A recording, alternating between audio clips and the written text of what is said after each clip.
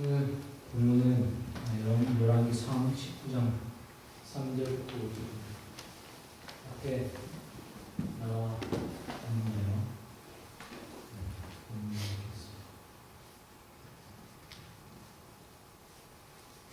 제가 먼저 한 절 읽고 여러분이 한 절 읽고 같이 해석해보겠습니다.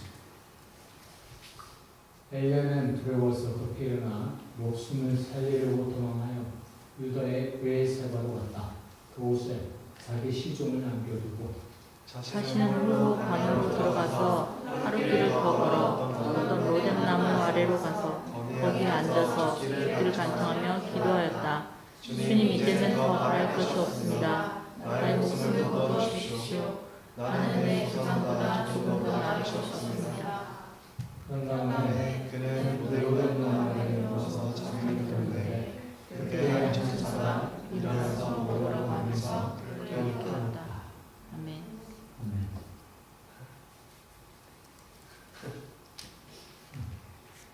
여러분은 아주 가까이에서 소음이 심할 때 누가 불러도 듣지 못하는 경우를 종종 경험하실 텐데, 나는 매일 아침 그런 걸 경험합니다. 아침에 샤워를 하고 머리를 감고 머리를 말리려고 드라이를 켜면 아무 소리도 안 들리는 거예요. 드라이어 소리만 들리고 방에서 누가 나를 불러도 전혀 못 듣고 혹시 무슨 라디오에 음악 소리가 들려도 저는 못 듣습니다. 아무 소리도 안 들리는 그런 것처럼 우리를 괴롭히는 어떤 소리에 온통 정신이 압도되어 있으면 진짜 들어야 할 하나님의 소리조차도 제대로 안 들릴 때가 있습니다. 그것을 오늘 우리는 엘리야의 이야기를 통해서 볼 수가 있습니다. 여러분이 다 아시다시피 엘리야는 아합 왕 때의 선지자입니다. 우리는 그가 하나님의 명령으로 3년 반 동안 가뭄이 될 것을 이야기하기 전에는 무엇을 했던 사람인가 잘 모릅니다. 단지 성경에는 디셋 사람 엘리야라고 나왔죠. 그는 그릿 시내가와 사르밧 과부의 집에 피신해 있다가 가뭄을 끝내겠다는 주님의 말씀을 따라 아합 왕을 만납니다. 그리고 갈멜산에서 바알 제사장 450명과 아세라 제사장 400명과 겨룰 테니까 다 불러달라고 말을 합니다. 명시적으로 말은 하고 있지 않지만 이 방신들을 모시는 제사장들을 일거에 싹 쓸어가지고 그거를 하고 하는 것은 우리는 조금 뒤의 이야기로 확인할 수 있습니다. 이스라엘 사람들이 얼마나 타락해 있었는가 하는 것은 바알과 하나님 사이에서 줄타기를 하고 있던 이스라엘 사람들을 통해서 알 수 있습니다. 답을 보고 나서야 선택을 하겠다라는 심사인데 엘리야가 보기엔 참 기도 반차에 넣으셨을 것 같아요. 어쨌든 바알과 아세라 제사장들은 사람이 만든 신에게 아무리 매달려봤자 대답이 없습니다. 그에 반해서 하나님은 그 문만이 참 주시라는 것을 물까지 흠뻑 적신 제단과 제물 위에 물을 흘렸잖아요. 그렇게 물이 흠뻑 적셔진 그런 제단 위에 하나님의 불이 떨어져가지고 다 태워버리는 그런 역사를 통해서 하나님이 진짜 주님이시라는 것을 확인시켜 줬습니다. 그리고 이것을 본 사람들에게 명령해서 엘리야가 명령해서 기성관가에서 사이비 예언자들을 다 처단하게 이르죠. 그러고 나서 아합 왕에게 큰 비가 올 것을 말하고 성령을 힘써서 갈멜산에서 이스라엘까지 약 30km 정도 된다고 해요. 30km 정도 되는 거리를 말이 끄는 병거보다도 빨리 달려서 이스라엘로 먼저 갔다고 합니다. 성령의 힘을 입은 엘리야는 참 대단한 마라톤 선수였던 것 같아요. 이제 하나님만 제대로 섬기면 나라가 옛날 다윗 왕 시절에 그런 나라로 돌아갈 수 있지 않을까 하는 기대를 가졌을 것 같아요. 그런데 이세벨에게로 나아가면 도대체 회개할 기미를 보이지 않습니다. 오히려 엘리야가 했던 일과 바알과 아세라 제사장들에게 했던 모든 일들을 미주알 고주알 다 일러 바치죠. 여기서 일단 우리는 이 사건을 해석하는 아합 왕의 시각을 엿볼 수가 있습니다. 그것은 하나님께서 주관하신 일들을 인간 엘리야에게로 돌려서 인간의 시각으로 낮춰서 보고 있던 것과 그렇기 때문에 이세벨이 엘리야만 잡아서 죽이면 모든 일을 다시 원래대로 만들 수가 있어 라고 생각했던 그런 생각에 성경에서는 말하고 있지 않지만 암묵적으로 동조하는 것을 우리는 알 수가 있죠. 기본적으로 신들에 대한 믿음은 정말 우리가 여기서 아합 왕에게서 그런 믿음을 찾아보려고 한다는 것 자체가 말이 안 되는 것처럼 어불성설인 것처럼 갈멜산을 위해서 왔던 하나님의 나타나심조차 본인이 하고 싶은 대로 해왔던 아합에게는 이건 동체처가 권리적인 것일 뿐이었던 것이죠. 이것은 열왕기상 22장 17절과 18절에 나온 연자 미가엘과 아합 왕이 죽을 것이다 라는 말이 도열사잖아요. 도열사인데 그때 이 사람은 나에게 흉한 것만 예언한다 라고 말했던 그의 말로 더 확실해집니다. 하나님이 필요한 게 아니라 그 사람은 자기가 말한 예언 또 자기가 말한 것을 맞다고 해주는 그런 사람만 필요했던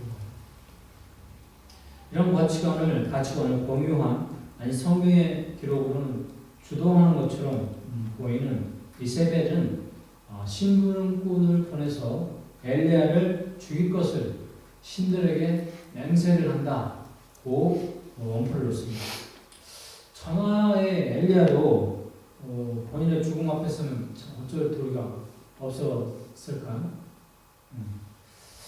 우리는 아까 얘기했던 소음이 너무 커서 주변에서 무슨 소리가 했는지 전혀 들을 수가 없었다라고 말씀드렸던 그 소음의 지론지를 여기서 확인할 수가 있습니다. 하나님만을 위해서 살던 엘리야가 사람들이 언약을 깨고 하나님께 제사를 지낼 제단도 부숴버리는 것을 보고 또 이방신을 섬기는 것을 보고 얼마나 마음이 아팠을까요? 그래서 바알과 아스라 제사장들 850명을 갈멜산에서 싹 쓸어버리고는 얼마나 또 뿌듯했겠습니까? 그런데 회개를 계획했던 아합 왕은 이세벨의 치맛복에서 노란하고 있는 것을 봤어요. 거기다가 자기를 죽이려고 눈이 시뻘개져가지고 이세벨이 죽여버리겠다고 말했잖아요. 그렇게 시뻘개진 이세벨의 실질적인 그런 살해의 위험, 그것을 갖고는 완전히 지칠 대로 지쳐버린, 소위 burn-out 됐다고 말하는 그런 것처럼 엘리야는 그 소리에 자기를 죽여버리겠다는 그 소리에 자기가 모르게 두려움에 빠지게 됩니다. 생각해보면 두려워할 하등의 이유가 없었던 것이죠. 성경은 분명히 엘리야는 그의 목숨을 살리려고 도망했다 라고 적고 있습니다. 천하의 엘리야에게도 두려움이라는 감정은 그에게 임하는 성령의 실제적인 능력, 그런 능력도 다 잊어버리게 만드는 그런 효과가 있었던 것이죠. 사실 이세벨의 협박은 아무것도 아닌 것으로 우리가 생각을 할 수도 있습니다. 왜냐하면 엘리야에게 임한 하나님의 능력은 인간의 상상을 뛰어넘는 그런 것이었죠. 그런 것이었기 때문입니다. 말들이 끄는 병거보다도 빨리 달리는 그런 사람이 엘리야였습니다. 또 죽은 사람도 살리는 기적을 보여줬었잖아요. 처음에 얘기를 여러분 다 읽으셨겠지만 죽은 사람도 살렸던 그런 엘리야입니다. 그리고 여기에는 나와 있지 않지만 열왕기 하 1장 거기에 보면은 엘리야를 찾아온 50장들 2명과 부하들 50장이니까 50명씩 100명 또 다 불에 태워서 죽여버리는 그런 일도 가능하게 했던 사람이 바로 엘리야입니다. 그런 엘리야가 이세벨이 자기를 죽인다고 했을 때 뭐 두려워할 이유가 있어요 없어요? 많이 모른다. 있죠. 어쨌든 그런 그가 피신을 택한 곳이 이스라엘의 남쪽 브엘세바입니다. 브엘세바가 어떤 곳일까요? 아브라함이 아비멜렉에게 암양 7마리를 주고 샀던 우물을 확보해서 정착한 그런 동네죠. 그 동네에서 이삭과 야곱까지 3대가 정착해서 우리에게 살았다라고 말을 하고 있습니다. 그러니까 창세기에 기록된 대부분의 기록들은 사실 이 브엘세바를 배경으로 하고 있다고 봐도 무방한 것이죠. 하나님께서도 수시로 나서서 자기 백성들을 위로해 주시고 또 자기 백성들의 앞길을 주도해 주신 그런 곳이라고 볼 수 있습니다. 그런 브엘세바로 엘리야가 갔고 또 거기에서 네게브 사막을 하루 동안 더 걸어서 로뎀 나무 아래로 가서 하나님께 이런 기도를 드립니다. 주님, 이제는 더 바랄 것이 없습니다. 나의 목숨을 거두어 주십시오. 나는 내 조상들보다 조금도 나을 것이 없습니다. 엘리야는 할 만큼 했다고 생각을 했을지도 모르겠습니다. 그렇게 좋은 힘을 다해 달려온 마지막이 너무도 허무하게 실패로 돌아가고 만 것이고 이제는 죽는다는 두려움에 압도되어서 앞뒤 살필 겨를도 없이 이곳까지 왔던 것이죠. 그리고 그런 감정은 이미 흙이되어서 아무런 말도 하지 못하는 조상들보다 하나도 나을 것이 없다는 자책으로 이어집니다. 지쳐서 잠들어 있는 엘리야를 하나님께서 쳐다보시고 무슨 생각을 하셨을까? 천사가 나타나서 달게 잠을 잔 그를 깨우고 그에게 먹을 것과 마실 물을 줍니다. 2번씩이나.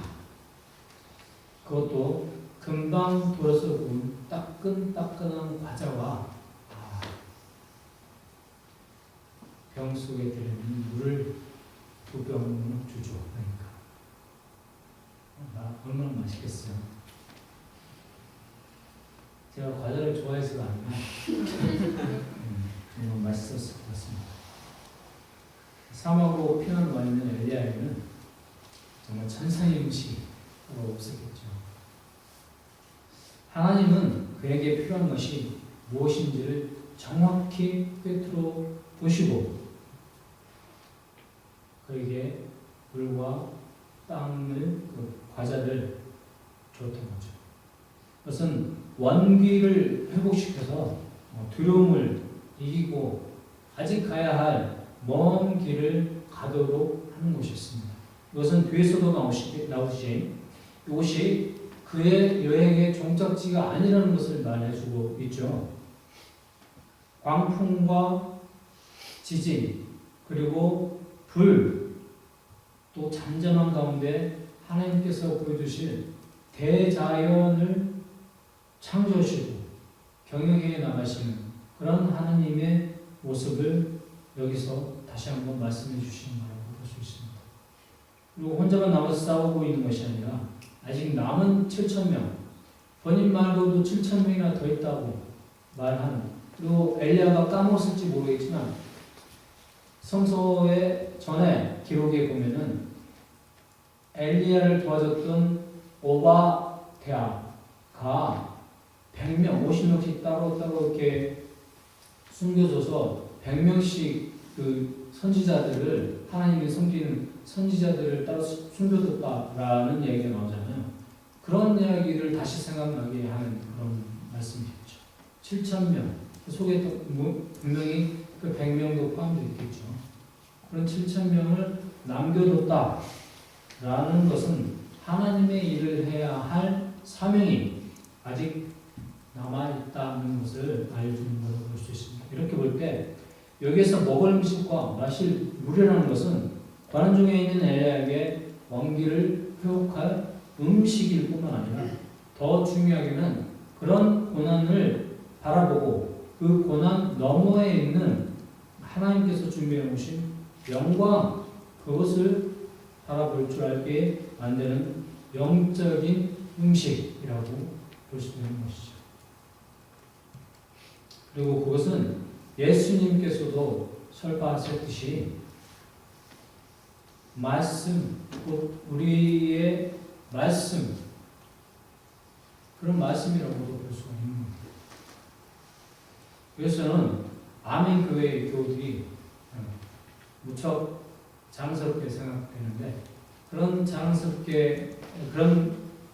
그렇게 자랑스럽게 생각해도 될 만한 이유가 바로 여러분들이 말씀을 올리시는 그런 카톡방이죠.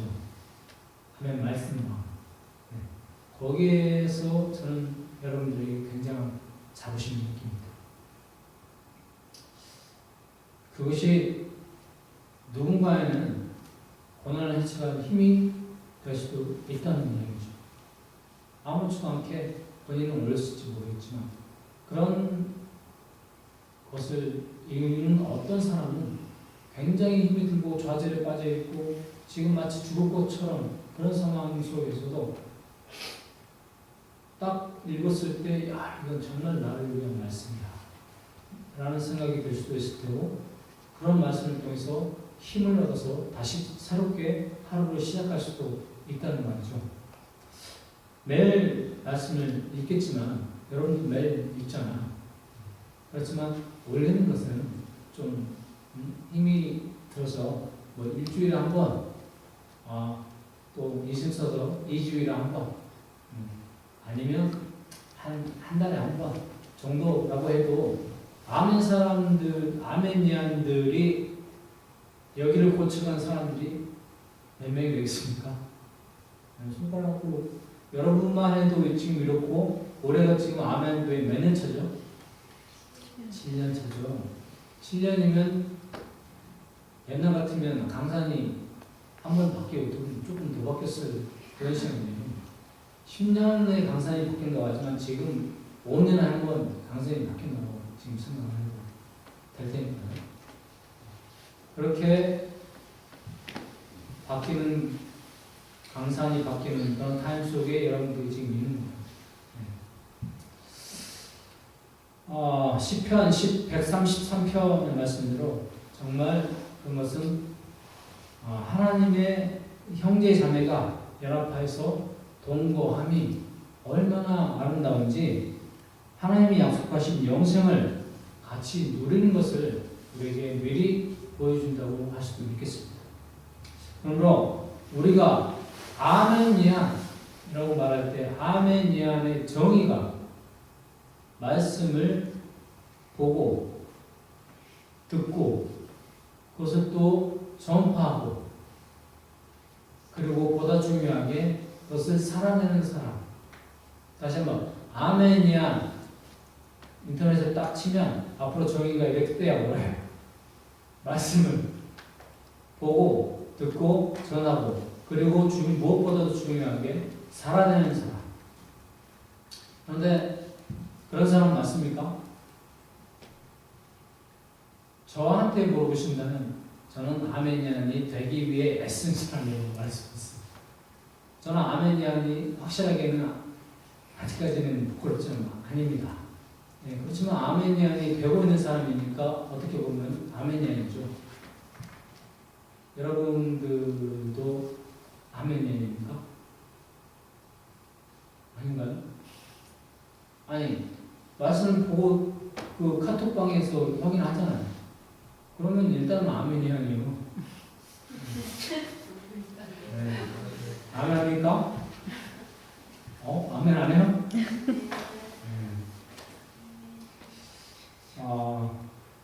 이 자리에 서 있는 저도 사실 말씀을 보고 듣고 읽는 것은 그냥 어떻게 하겠고 전하는 것은 어떻게 좀 하겠는데 살아내는 것은 정말 힘이 든다고 고백을 드립니다. 그만큼 힘들겠죠. 우리가 죽는 순간까지도 계속 살아낼 수 있을까? 없을까?